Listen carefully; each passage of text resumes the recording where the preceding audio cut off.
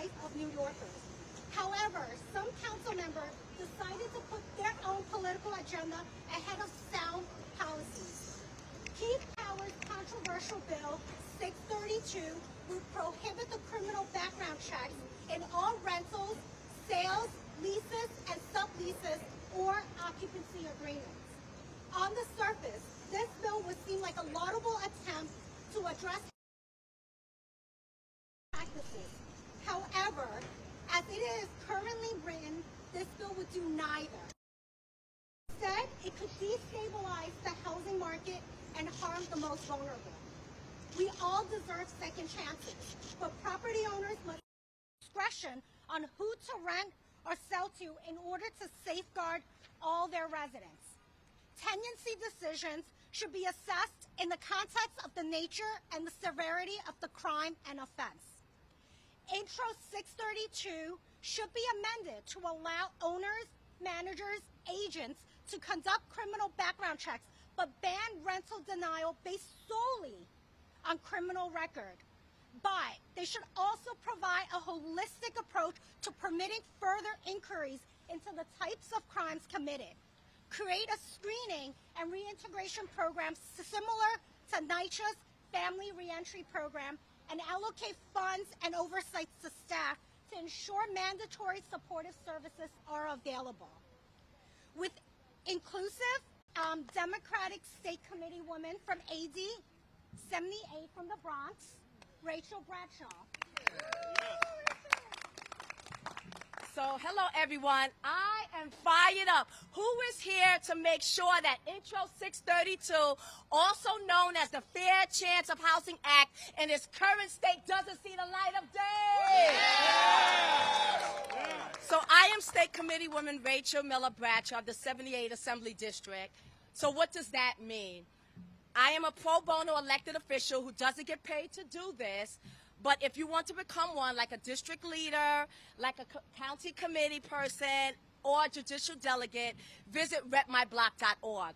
So I am here in my full capacity as State Committee Woman elected by a district of 62,975 registered voters, and I'm also here as a board member of Fordham Hill Owners Corporation, and we represent 1,116 shareholders.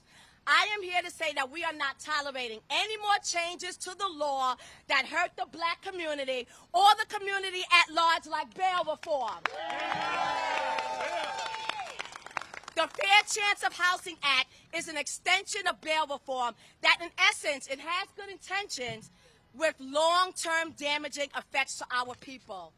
As a mother, I'm here to expose how the City Council is trying to sneak in this bill that will allow so many potentially dangerous people access to housing without a background check.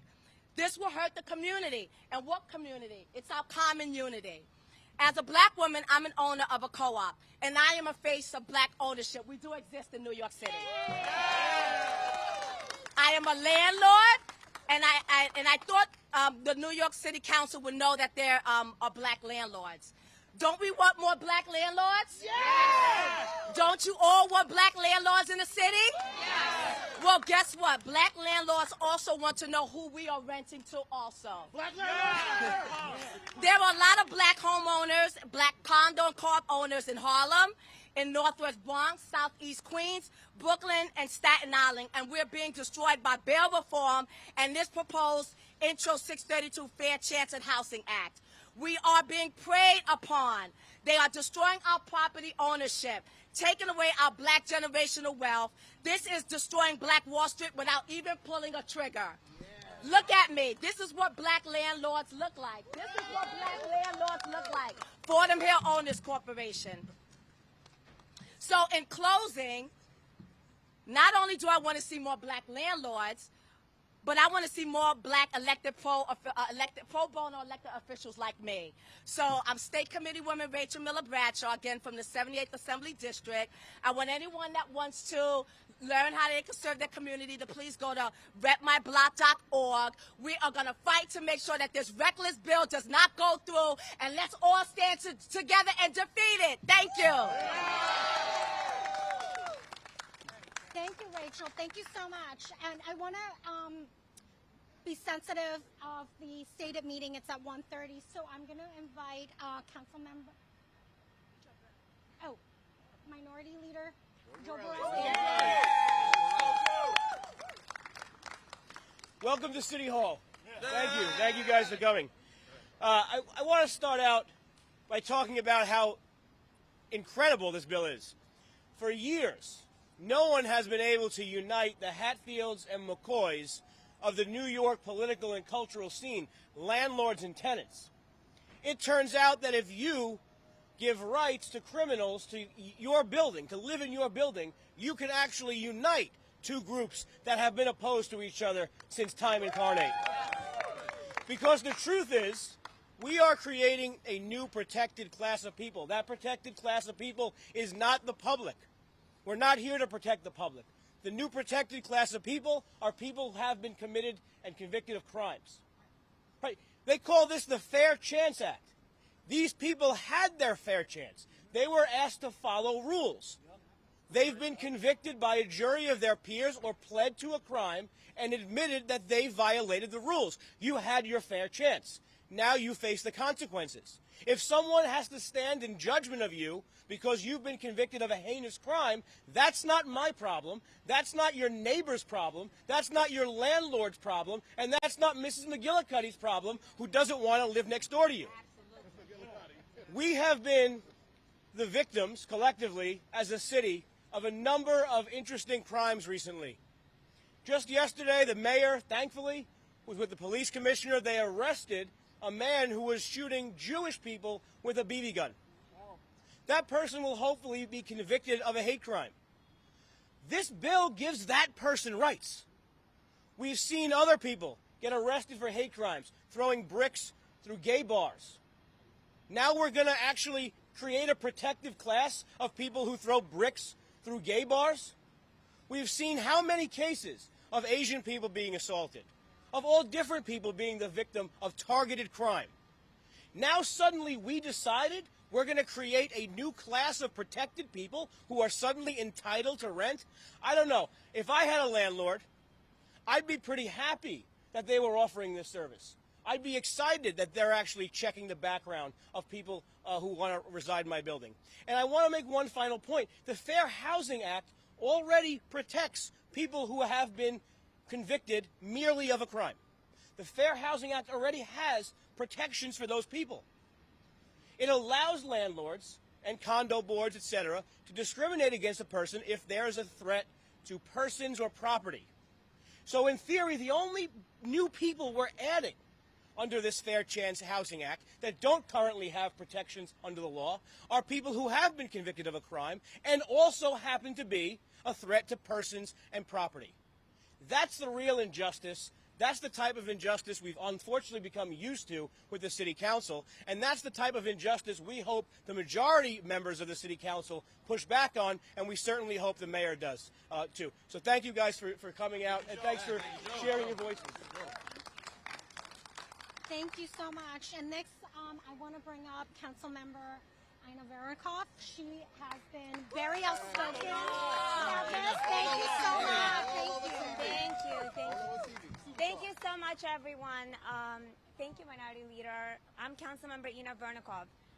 Look, our city is already ridden with crime. We have crime on our subways, crime on our streets.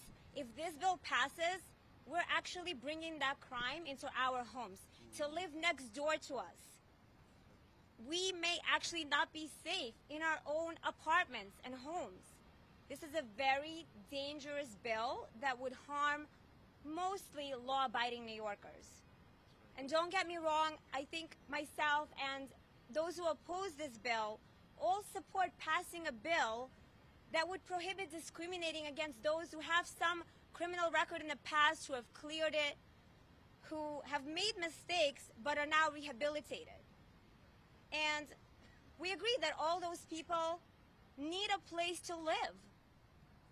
But let's talk about how much this bill would harm low-income New Yorkers, middle-class New Yorkers, our Asian American communities, our Hispanic communities, our immigrant communities, all law-abiding citizens. We cannot support a bill that would strip the property owner from their right to know if a murderer or a drug dealer will move onto their property. And it's really not too late to speak out against this bill. It's only going into committee hearing tomorrow. We're going to hear from witnesses, we're going to hear testimony, and I think that we can really make a difference with speaking out. Call your council members. I've been saying this since the beginning. Reach out. Let them know that you oppose this bill. We need to do this from all over the city. Not everybody is for it, and we need to keep pushing the needle. Thank you so much for having me. Thank you. And I want to give you all a little perspective from a parent. So I'm going to bring up Daniela Ergarov. Daniela? She's going to...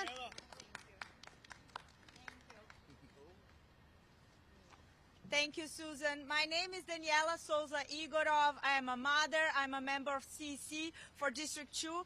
And I'm here to say that this bill will make women and children vulnerable in their own homes. Right. We cannot let this bill pass, and we are in the middle of a huge rise in crime against women, sexual crimes, and this cannot be now happening in our own homes. We are already afraid to take the subway. We are afraid to walk in the street. I live in downtown, and my council member, Chris Marta, is a sponsor of this bill. And that guy sucks. And I am ashamed of that. And when people in my community call his office this week, he said he supported the bill because the mayor wanted. Chris Marta, you were not elected to do what the mayor wants. You were elected to represent our community, us. You need to vote against this bill because this bill will make mothers like me and children more vulnerable in our own homes. Enough is enough. Say no to this bill. You didn't run it for him again, man. Thank you. And so I know that we have a stated meeting, so I want to invite other council members to speak. If Councilmember Kalman-Yeager, would you like to speak, please? Thank you. Thank you. I appreciate it. You know, we could have all gone home after my colleague Rachel Miller-Bradshaw from the Bronx spoke. I say my colleague because we are members of the Democratic State Committee together, 78th AD, 41st AD in Brooklyn. I, too, am a Democratic State Committeeman. We represent very different parts of New York City. We look very different. We all have the same concerns. I'm not a property owner. I'm a member of the City Council. I'm a renter. I've rented my entire life. I am very grateful for the knowledge that my landlord checks me out and checks all my neighbors out before he rents to us. I'm very, very grateful to know that landlords across the city have the opportunity to look at who they're renting their property to. Because ultimately, the safety of people in a property is the responsibility of the landlord. The landlord has to maintain the property in good condition, has to maintain the locks on the doors in good condition. They'll get a violation if the outside lock is broken. Landlords are responsible to the people they rent to make sure that they are safe. And so if a landlord can't ensure that they are only renting their apartments and their buildings to people who will act in accordance with societal norms, in other words, don't commit crimes. Like my colleague, the minority leader said, people had a chance. We all start at the same place. We all start crime-free. Some of us have chosen not to commit crimes. Some of us, not us, have chosen to commit crimes. There's a price to be paid for that. And one of those prices is that there are parts of society which will excise you from there. They have the right to say, we do not wish to have you living amongst us. Now, it's also fair to say, because we are fair people, if you shoplifted 30 years ago, and that's your record, landlord will say, no problem, you can rent. That's not who this bill is designed to protect. And make no mistake about it, when they talk about, as Joe Borelli said, when they talk about the fair chance, they're not talking about somebody who committed a minor crime 20 years ago, who got caught up in the system as a kid, who made a mistake in judgment. That's not who they're talking about. They're talking about dangerous criminals and landlords being required to rent to them without any knowledge, without any ability to do a background check whatsoever. It's not okay. We are going to oppose it together, and I think that I'm hopeful that there are at least some other common sense members of this council who will join together with us and stop this bill from happening. So I'm very grateful for you for doing this. All of my friends here, thank you very much. And this is the face of New York. This is the face of New York. Thank you very much. Next, I would like to bring up Councilmember David Carr. Thank you so much. Good afternoon. More and more we hear from New Yorkers that they don't feel like they're safe. And the reason that they don't feel like they're safe is because they are less safe. It's not a figment of their imagination. It's happening in every single part of their lives. The commute to work, they don't feel safe. When they leave their kids off at a school, they feel like they're not safe there. When they go shopping, when they run their errands, the only place they can retreat to has been their home. When they walk through their front door, when they walk into the lobby of their building, they're supposed to feel like, I made it. And now that sense of security, both real and perceived, is under attack. And it's under attack not because the city is not going to be doing something, but because they won't allow private individuals and entities, landlords, property owners, co-op and condo boards, to do the due diligence that they should be doing. The due diligence that should be done no matter what. We need to be able to allow, to make sure that everyone who lives in a building, everybody who lives in a piece of property in this great city of ours, feels secure once they're in their home. And the only way that that can continue, the only way that that can be maintained, is if this bill is defeated and if landlords and property owners and condo and co-op boards continue to try to make sure that the people that they're going to be allowing to live in a community, and these buildings in our city are their own little communities, know who their neighbors are, know what they've done, and can turn them away when they're a danger to the people who live in those buildings. Should we be allowing somebody who stole a purse from a senior to live next door to some other senior? Should we be allowing somebody who tried to seduce a young child to live in a building full of families? Absolutely not. And we cannot allow this bill to go forward. It has to be defeated so that New York City can continue to be a safe place to live in our homes. Thank you so much. Thank you. I want to take a moment to recognize we have a Democratic County Committeeman, Dion Powell. here from AB 79. So I just want to emphasize that, you know, this isn't a partisan effort. It is a New York issue, right? It affects all New Yorkers. Our safety is paramount. So, Dion, would you like to say something? Say a word, Dion. Good afternoon, family. Good afternoon. Oh my God, I see so many faces I know. A lot of people don't know I hate activists. People think I'm an activist. God is going to be activist.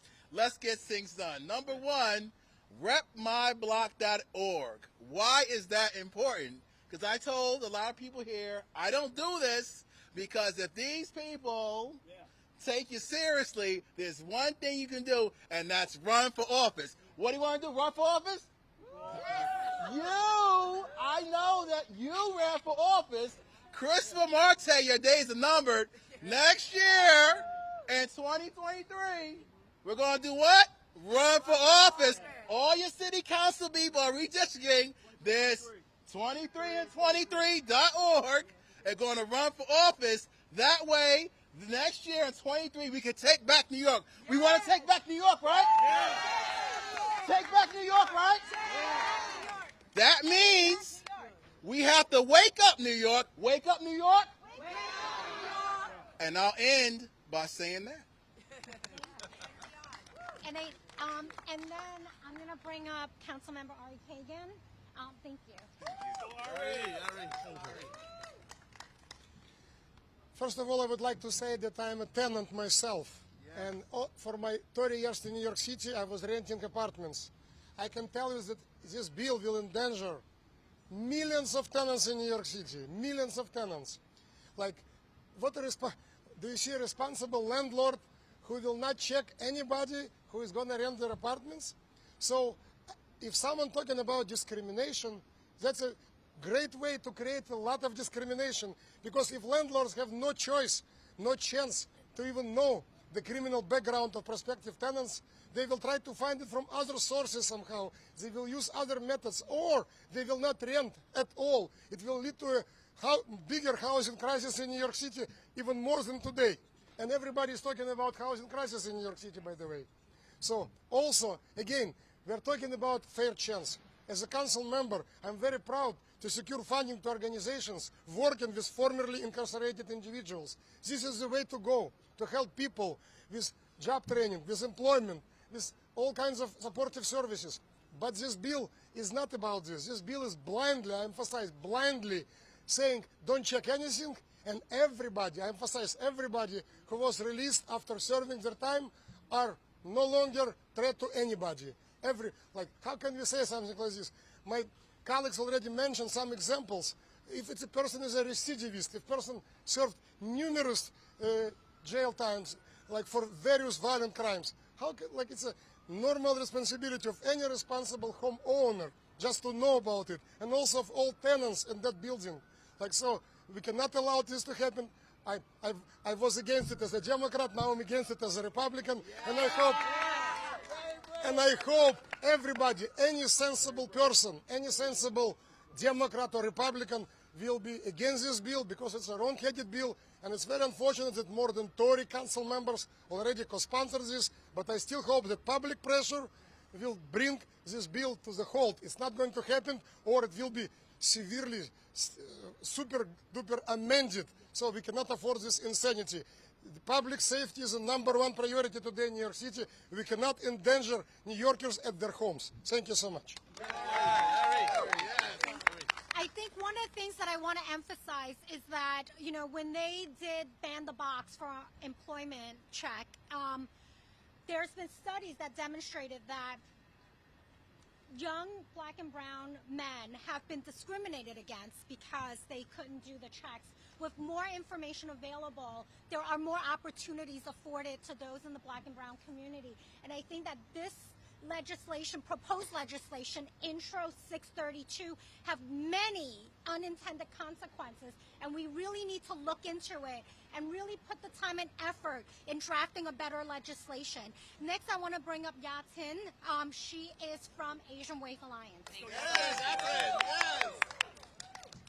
Good afternoon, everyone, and thank you, Susan, for organizing this rally, and thank you to all the council members who stood with us. My name is Yatin Chu. I'm president of Asian Wave Alliance.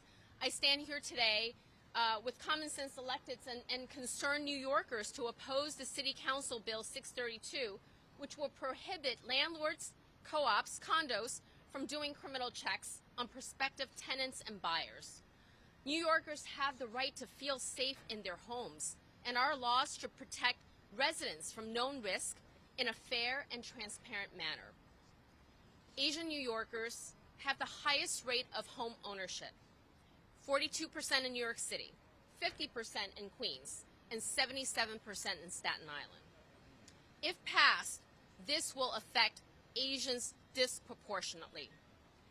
Many own multifamily homes that they rent to supplement their income and consider that as their nest egg for retirement. These are not the 1%ers. They are working class, who struggle to make mortgage payments, pay their taxes, and expenses for upkeep. Not only have homeowners and small landlords been distressed and harmed by the pro-tenant policies of our electeds, they are now putting all of us in greater danger of living upstairs from possible dangerous criminals. 632 is another attack on all of us. Our electeds continue to prioritize the lives of convicted criminals over the safety of hardworking New Yorkers. This is a deceptive bill, appearing to take aim at landlords. The reality is, neighbors and other tenants will bear the brunt of the harm. This is a safety concern for all residents who share the same entrances, elevators, and laundry rooms with neighbors who may have had a violent criminal history. After a long day of braving our streets and subways, we all deserve to come home to a place of safety and security. 632 threatens to take that away. We call on our city council members to pass responsible laws that protect New Yorkers, not put more in harm's way. Thank you very much. Pete Powers is right there. Shame on you, Keith Powers. Shame on you. No, shame on you. Shame on you. Shame on you. Shame on you. Shame on you. Shame on you.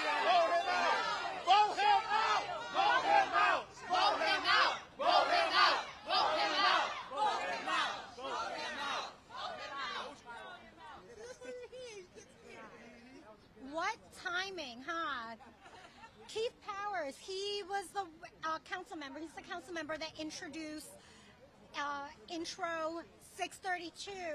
And, you know, one of the things that I want to emphasize is that a lot of the cooperatives throughout the city are owned by middle-class working families, nurses, MTA workers, teachers, our frontline workers, and this legislation is really going to be detrimental to their nest egg, right? This is their investment, and this is how they build generational wealth. And so I want to bring up Myrna Calderon, board president from Fordham Hill Owners Corporation. En español, quiere que hablo en español, but I'm going to speak in English. I want you to know that I represent a cooperative in the Bronx. And just like my colleague Rachel Bradshaw said, predominantly owned by, can you show your hands, my home, Fordham Hill? Black and brown owners. So we have a very large Black and Latino community in the Bronx that are homeowners. Some of them have invested their lives there, and some of them are seniors that you see here. One of the jobs that I have as board president is to keep our tenants and shareholders safe. Yes. Right. What the city is going to do with this bill is they're going to strip me of my ability to do that. They're going to strip our 9-member board the ability to look at potential applicants and say, well, you know what? We don't think that a person who committed a violent felony should be living next door to one of my delicate seniors. Yes. That is my job as board president. It is. So New York City Council's job is to keep us all safe. It is not to push their liberal, left-wing agenda. Let's just be honest. And I am a lifelong Democrat. I was born and raised in this city. I grew up on the Lower East Side. I know what it's like to have to walk over drug addicts, okay? Heroin addicts, dead people going to school. Yes, dead people. In the schoolyard. So I understand what it is not to feel safe. We have built a community on safety. One of the main reasons people move to Fordham Hill is because the minute they walk through those gates, they feel safe. We have had multiple elected officials that have made Fordham Hill their home, including a former borough president of the Bronx. So we know what safety is, and we know what is required. You're stripping us of that right. And talk about second chances. I am all about second chances. I am in the ministry. I'm a chaplain. I'm a pastor. I understand second chances, and I know that people can change. But what you've done, what you're going to do with this bill is strip people, boards like ours, that can look in an application and say, well, you know what? This happened when this person was 18 years old. This person has been clean for the last 15 years. Please, let's give this person a chance. Have we not done that? Yes, we do. We have done that. We have done that on multiple occasions. We understand that people change. I served as a treasurer of an organization that helps incarcerated youth not be incarcerated. So I fully understand this. So you're talking about people who really get it. But work with us. Work with a bill that we can all live with and that we can all feel safe as New Yorkers. Thank you. And, you know, part of this bill that's introduced, NYCHA and Section 8 units are exempt from this legislation. NYCHA, the government, which is one of the worst landlords, is exempt from this, right? And so we have small property owners who have many are from the immigrant community who abide by the law. They've suffered a lot from COVID, and this is just another nail in the coffin. And so it is really hard for us to understand why this legislation should go forward. Next, I want to bring up Nicole.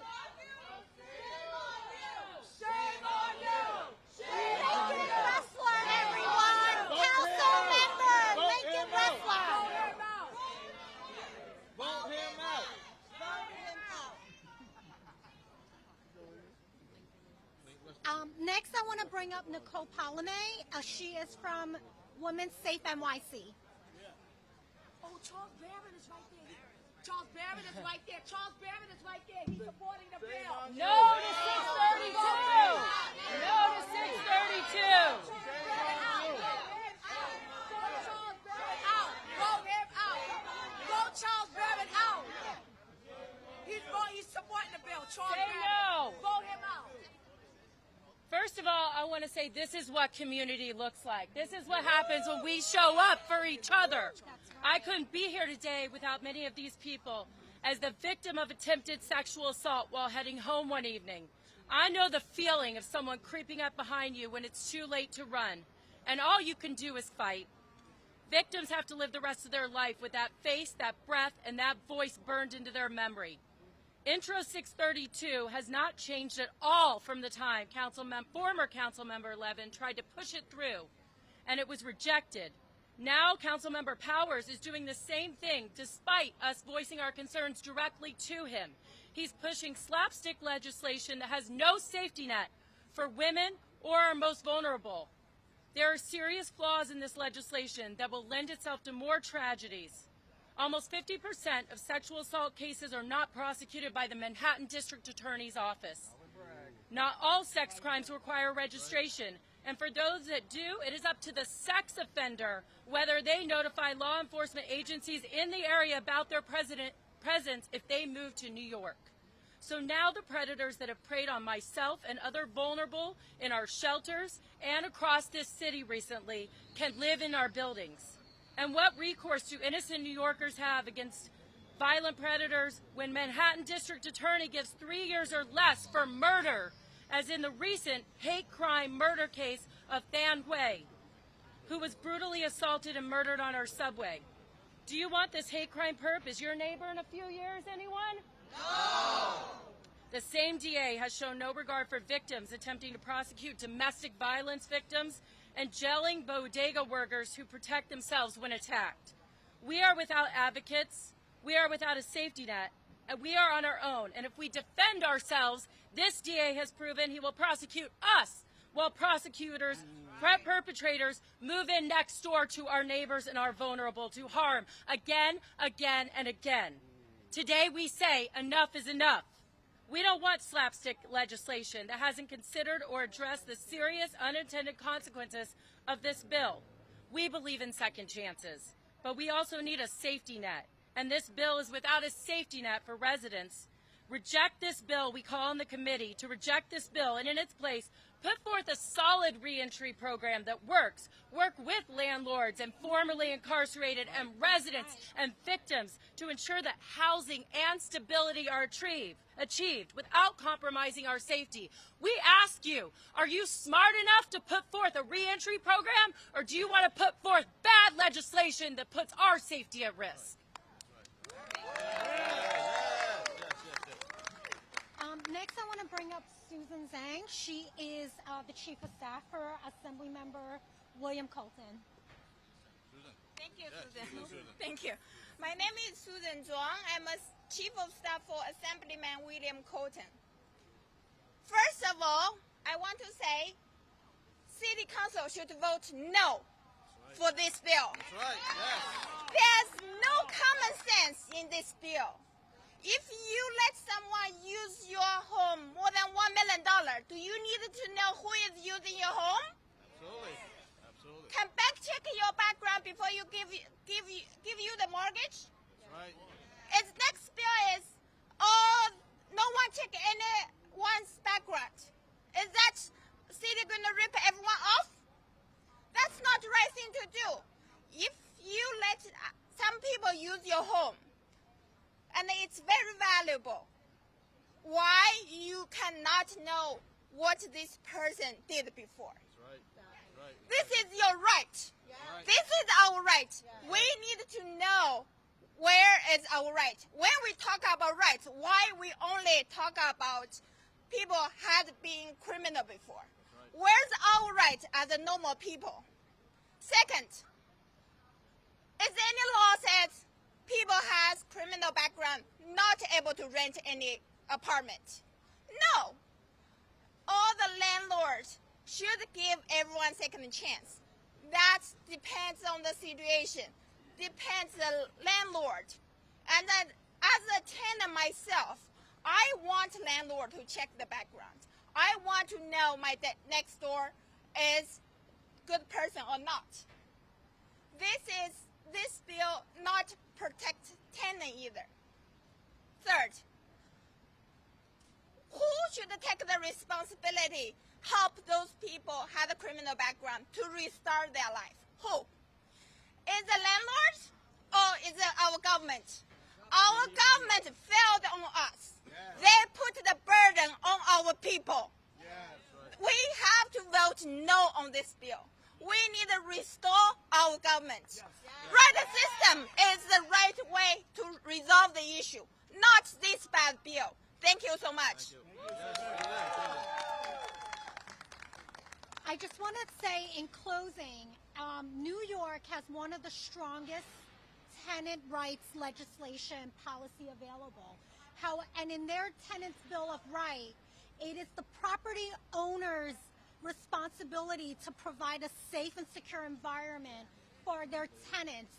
And this legislation, Intro 632, will literally handcuff these landlords, these small property owners, these landlords from doing their job that is inscribed in the Tenants Bill of Rights.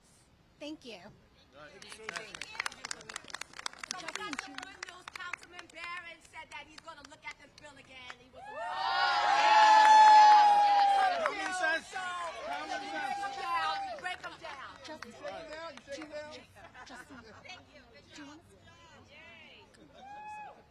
He's not a sponsor. You let him talk, you don't let me talk. Oh, he is a sponsor, right?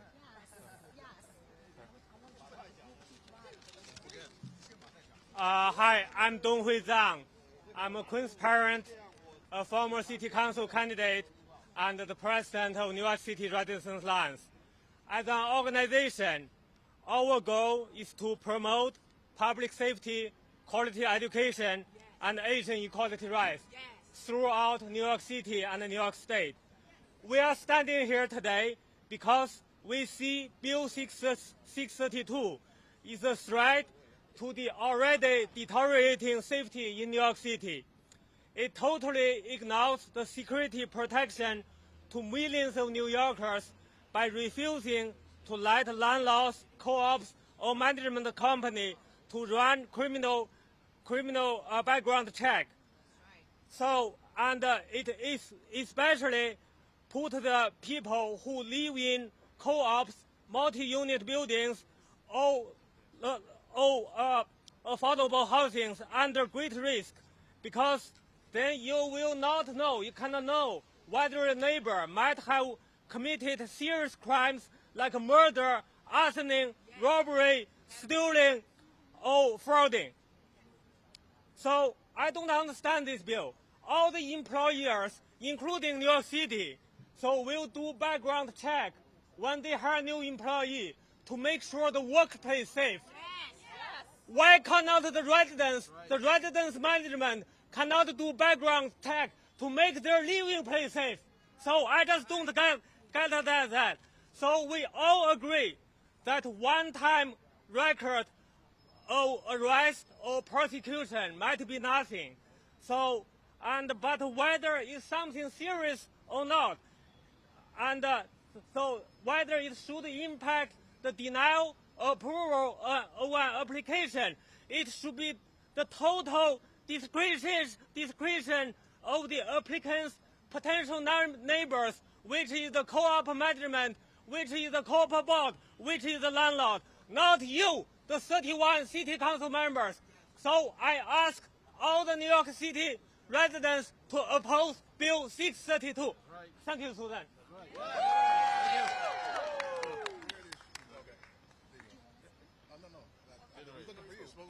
Okay.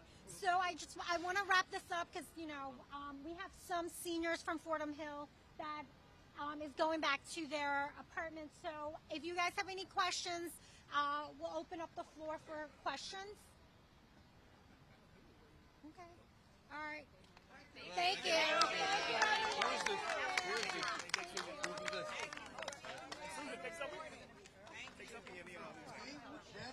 Let's take a selfie.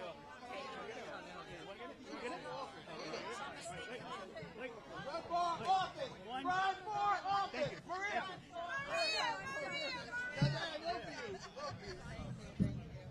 Thank you, press, for being here.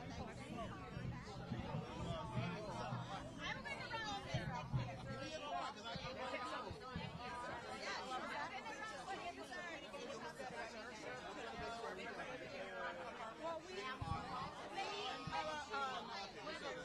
Hi, Susan.